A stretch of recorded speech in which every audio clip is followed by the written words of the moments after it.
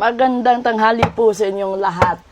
This is our April 8 advanced reading, Health Reading 079. Kung napapansin niyo yung boses ko na mamaos pa din po, dahil meron ho tayong acute at kaya ho hindi tayo nakapag-record noong nakaraang linggo.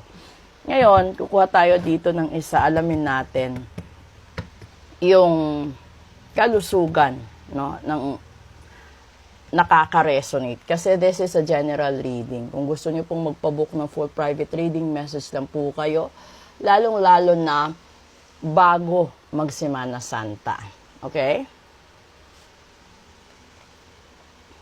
Talagang lumabas siya. And this is the Queen of Swords, no? Yung complexity, perspective, at saka yung clear-minded na tao. So, kailangan mong maging, tawag dito, ito yung punto ng buhay na kailangan mong tanggapin yung katotohanan, kailangan mo rin na maging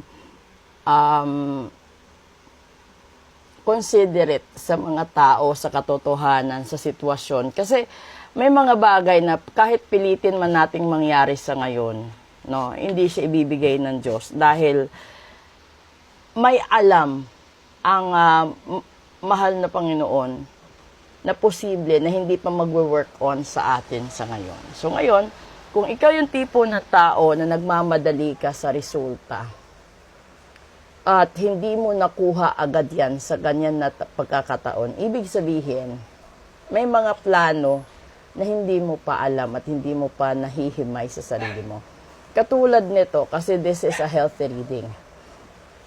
Kung ikaw yung tipo ng tao na hindi gumagaling sa sakit mo, hindi binibigay yung hinihiling mo, ibig sabihin, may pagkukulang ka, may pagkakamali ka, may kasalanan ka.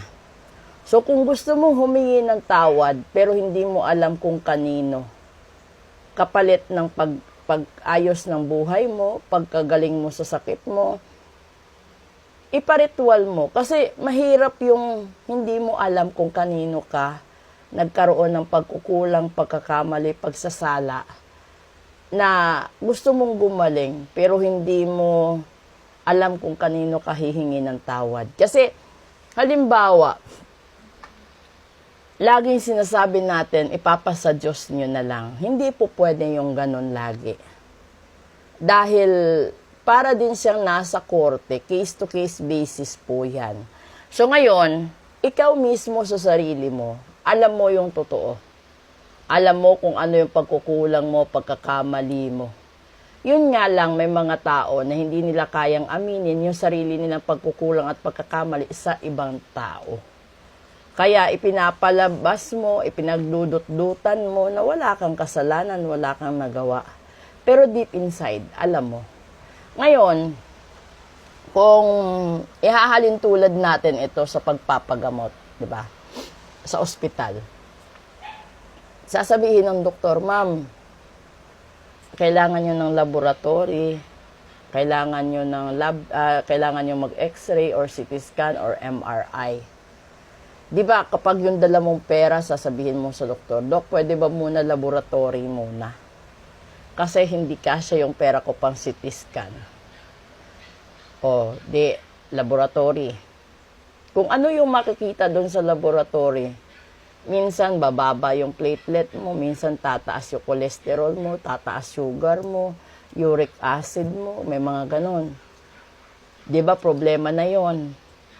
Tapos sasabihin ng doktor, bibigyan kita ng ganitong gamot para sa nakikita natin sa laboratory.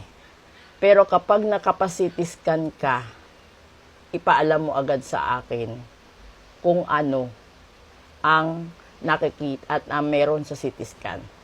So, di ba, halimbawa, 1 linggo pa bago kayo nagkaroon ng budget pang CT scan, umiinom na kayo ng gamot sa ibang nakikita dun sa laboratory.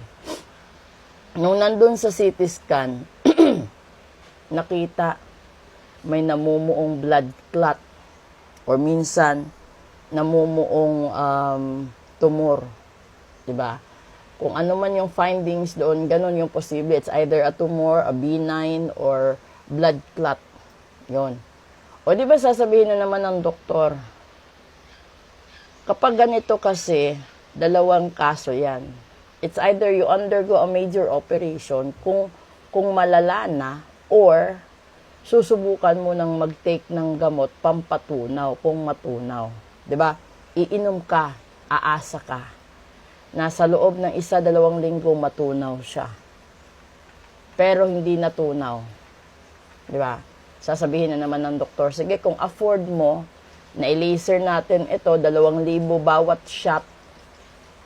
Tatanungin mo na naman si Doc, ilang shot ba kailangan para mawasak yan? Para madurog, sasabihin na naman ng doktor, siguro 6 hanggang 10 session, depende sa laki. O, di ba? Kaya ko isinabi sa inyo ito, dahil dito, the complexity, perceptive, and clear mind. Sa ritual, ganun po yun. Sa reading, nakikita natin, may mga bad energies, may mga threats, may mga chains of problems and illnesses. Magre-ritual tayo. Yung goal natin is tatanggalin. And then, while doing the tanggal session, nakikita ano yung punot dulo at kung gaano katagal at kalalim ang problema. Siyempre, magkakaroon siya ng pangalawa, pangatlong option. Depende po yun, katulad sa budget. O ngayon, ang punto dito, mapunta ka man sa ritual, mapunta ka man sa doktor. Sasabihin ng doktor, ma'am, sir, iinom kayo ng gamot pero bawal ho tayo magpuyat. Bawal ho tayo kumain ng sobra, bawal tayo sa matamis, bawal tayo sa ganito. Ang daming bawal na obligasyon mo bilang pasyente para makuha yung solusyon na gusto ninyong pareho ng doktor mo. Ganon din po yun sa ritual.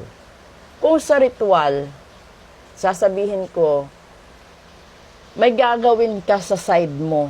Kasi yun yung kulang eh. Nasa Diyos ang awa, nasa tao ang gawa. So kung ako nagiging medium, no, para humingi ng tawad at humingi ng pabor, at sinabi, sige, pagbibigyan kita. Pero, gawin mo muna ito.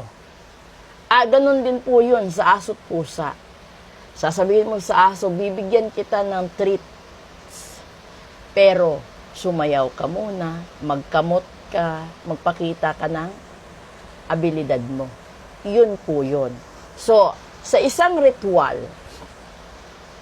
may obligasyon ka sa Diyos, may obligasyon ka sa taga-ritual, at may obligasyon ka din sa sarili mo. So, hindi po pwede na hindi mo gawin yon.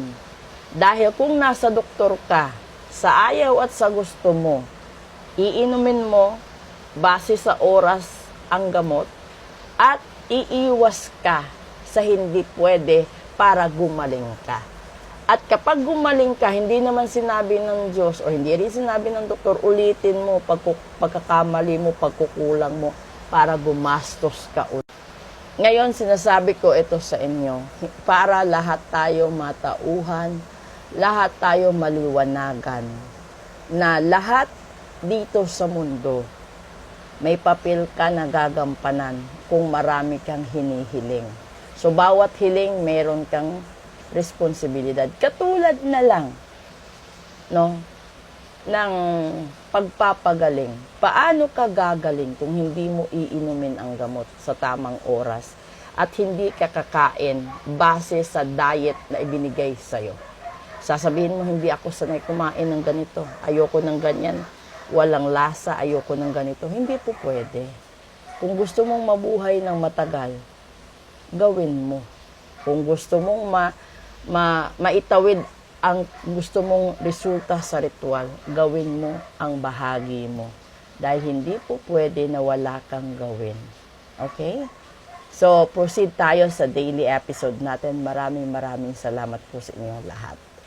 Sa gusto magpa-reading at magpa-ritual, message lang po kayo. Magandang hapon po.